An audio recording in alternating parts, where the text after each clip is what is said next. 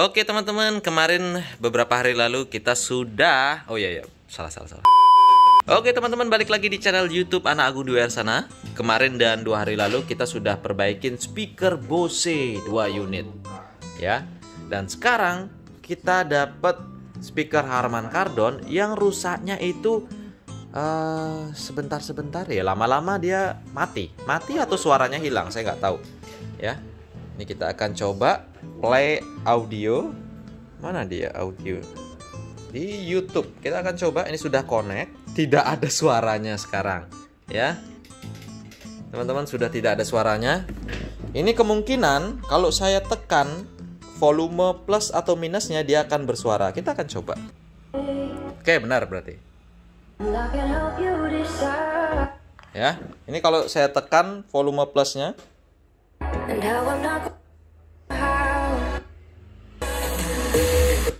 Nah, seperti itu teman-teman. Jadi kerusakannya hanya akan bersuara kalau volumenya ditekan. Ya. Seperti apa cara perbaikannya? Kita akan ikuti. Kita akan bahas di sini. Oke, ikuti terus video saya. Oke, pertama-tama kita harus membuka dulu cover bagian depan dari speaker Harman Kardon Onyx 3 apa 4 nih ya.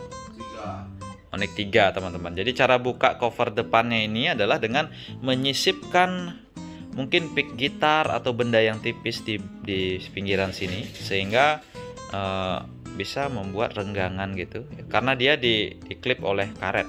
Kita akan buka dulu ya.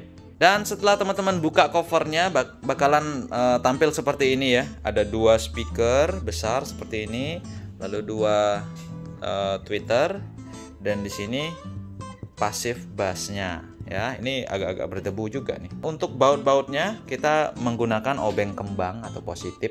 Kita akan buka dulu semua bautnya. Ada total 5 baut di sini, dan kita buka baru bisa memisahkan antara bagian depan dan bagian belakangnya ya. Kita akan lepaskan dulu bautnya.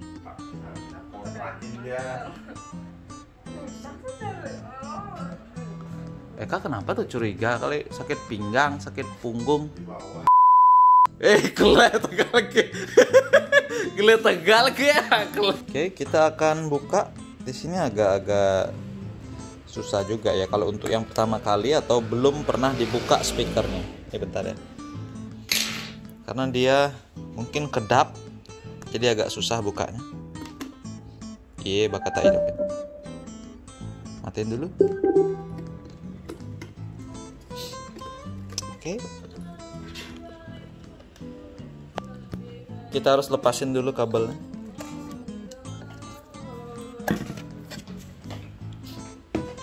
Apa mundur-mundur kah?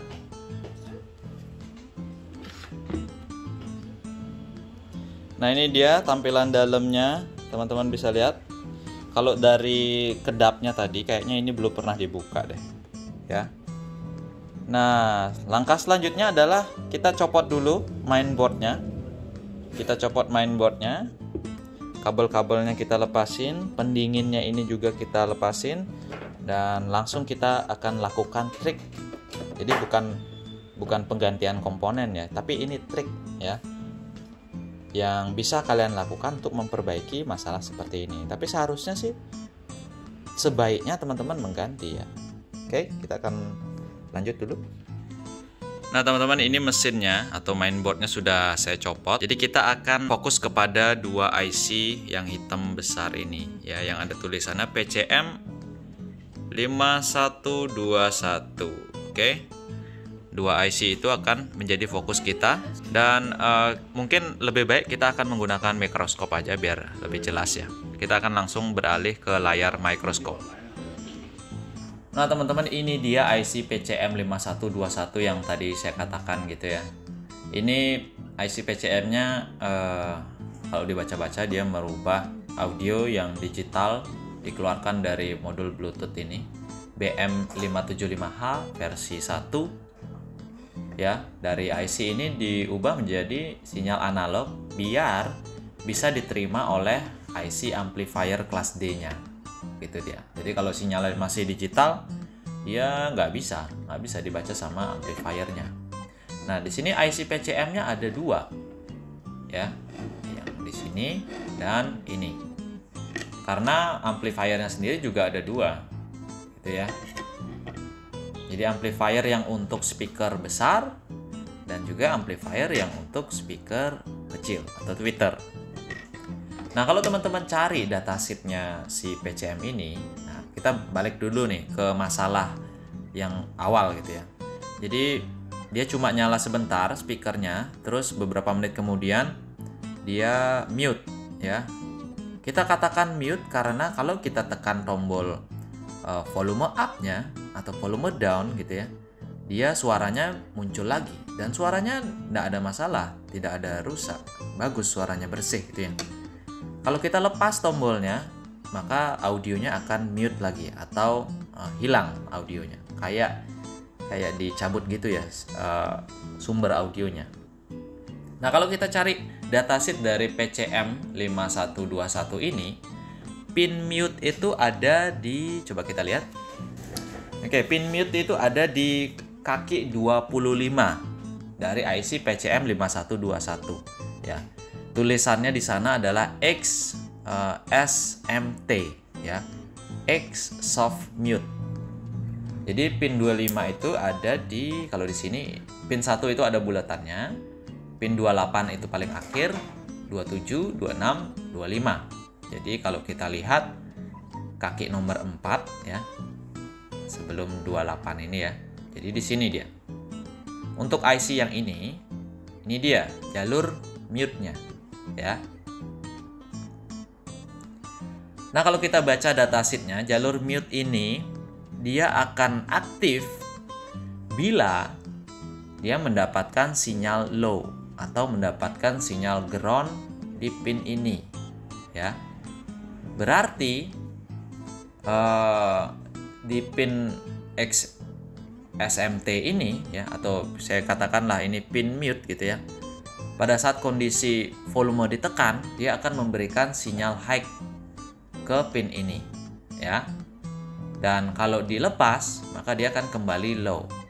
Saya belum melakukan penelitian kenapa dia bisa seperti itu. Apakah resistor di sini melar atau gimana ya? Itu saya nggak tahu. Yang jelas ini ada dua IC dan sama-sama ada resistor di sini. Ya. Tapi cara cepat untuk menangani masalah seperti itu, kita bisa lihat di samping resistor ini ada kapasitor. Ya, kapasitor filter. Dimana salah satu kakinya pastilah ini ground ya. Ini ground dan satunya ini adalah VCC ya, atau sinyal high-nya. Tapi kita tidak tahu kapasitor yang di sini itu nyambung kemana gitu ya. Jadi kalau kita baca datasheet kan sudah jelas, tapi tegangannya mungkin kita belum bisa pastikan. Yang bisa kita pastikan dari datasheet itu adalah pin 28-nya, yang dimana pin 28 ini adalah pin DVDD ya. Kalau dilihat di datasheet dia 3,3 volt ya, dan 3,3 volt itu cukup untuk memberikan sinyal high kepada pin soft mute atau pin mute yang tadi di kaki 25 ini. Maka dari itu kita bisa melakukan jumper atau pasang resistor bisa, jumper bisa. Kalau saya di jumper aja karena tegangannya masih aman ya. 3,3 di jumper ke sini sinyal high nggak masalah. Mungkin kalau bentrok dengan sinyal dikasih ground oleh sistemnya gitu ya, ini sudah ada resistor pengamannya. Jadi tidak bentrok 3,3 ketemu ground langsung gitu ya. Kita akan jumper pin ini. Kalau dari pin 28 DVDD ke pin 25 X soft mute gitu ya, kayak agak susah jumpernya. Tapi karena ini nyambungnya ke sini, saya akan jumper dari pin 28 ke sini. Oke. Kita akan siapkan dulu kabel serabut dan juga soldernya. Nah, di sini saya akan menjumper menggunakan kabel serabut biasa. Kalau teman-teman lihat, ini serabut, tapi karena di mikroskop dia kelihatan gede banget. Kita ambil cuma satu helai saja, jangan banyak-banyak biar gampang nyoldernya, tidak kena jalur-jalur yang lain ya. Seperti ini. Nah, saran saya untuk menggunakan kabel ini sebagai jumper gitu ya. Kita selimuti dulu si kawat ini atau kabel serabut satu helai ini dengan timah. Jadi kita akan kasih timah dulu. Kita akan baluri istilahnya dengan timah. Jadi ini belum terisi timah. Saya akan isikan timah dulu biar nanti lebih gampang. Nah, ini sudah isi timah ya. Dan biar lebih gampang lagi, saya akan kasihkan flux sedikit di jalur yang akan saya jumper. Nggak usah banyak-banyak. Dan kita siap beraksi. Beraksi. Ini kita solder dulu di sini. Nah, kayak gitu, teman-teman bisa lihat. Lalu kita bisa lakukan penyolderan di kaki satunya. Ya, kayak gini. Nah, ini sudah nempel, teman-teman. Dia nempel tapi tidak mengenai jalur yang lain. Ya, karena kita sudah kasih timah tadi dan juga sedikit flux sehingga gampang untuk menempelkan ininya, kawatnya ini ya. Dan kita potong. Oke, satu jalur sudah terjumper dan kita geser ke IC PCM satunya. Sama, caranya sama teman-teman ya. Jadi kaki 25 yaitu ini ya. Dan kaki 28. Jadi ini langsung aja tarik garis lurus. Oke, saya akan berikan flux sisa tadi.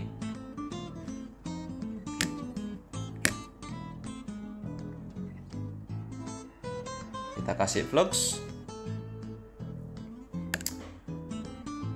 Dan kita langsung jumper. Ini kayaknya jalurnya pendek. Mungkin agak mudah copot ya. Kita akan coba. Sudah satunya lagi.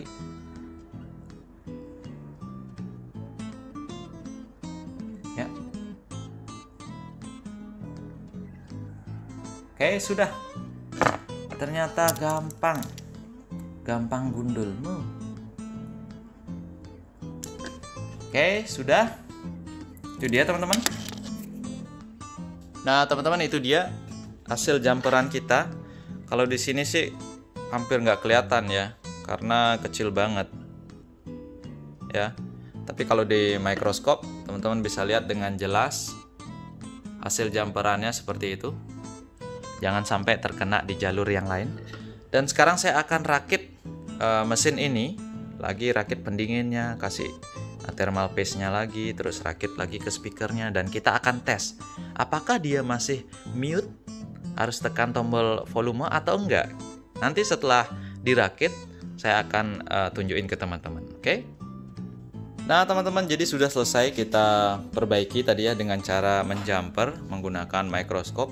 Ini mikroskopnya bagus banget nih. Oh, detail lagi gambarnya. Kalau teman-teman tertarik pengen punya juga mikroskop seperti itu, link pembeliannya ada di keterangan video, silahkan cek aja. Ini sudah saya pakai beberapa tahun ya, dan masih bagus-bagus aja sih.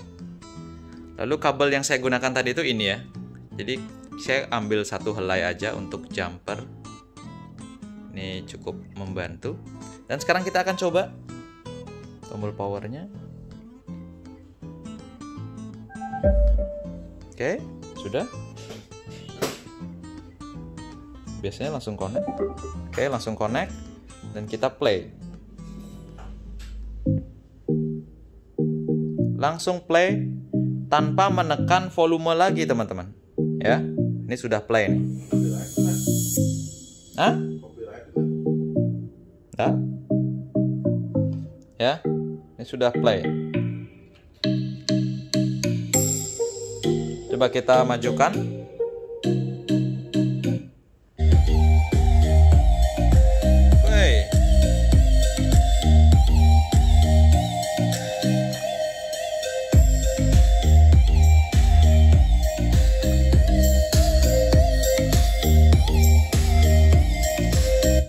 Nah, teman-teman, itu dia tadi vlog kita hari ini, bagaimana kita mengakali speaker Harman Kardon yang rusaknya mute, atau kalau ditekan tombolnya baru dia bersuara gitu ya.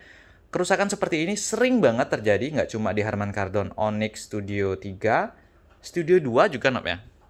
Studio 2 enggak? Nah, Studio 4 ya?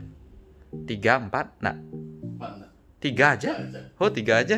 Jadi ini sering kali masalah di studio Harman Kardon Onyx Studio 3. Bagi teman-teman yang punya speaker jenis itu, tipe itu, jadi kalau terjadi kerusakan yang sama, bisa pakai video ini sebagai referensi untuk perbaikan ya. Jadi kalau misalkan sulit, lebih baik jangan, nanti malah tambah rusak. Yang jelas harus ada peralatan seperti ini, minimal mikroskop dan juga minimal keahlian menyolder seperti itu ya. Dan juga mungkin pengetahuan dasar tentang elektronika ya. Mungkin hari ini sekian dulu vlog kita hari ini. Terima kasih sudah menyaksikan dan jangan lupa untuk terus ikuti channel YouTube Anak Agung Dwi Arsana karena ada informasi yang random yang bakalan teman-teman dapetin di next videonya. Oke, sampai jumpa.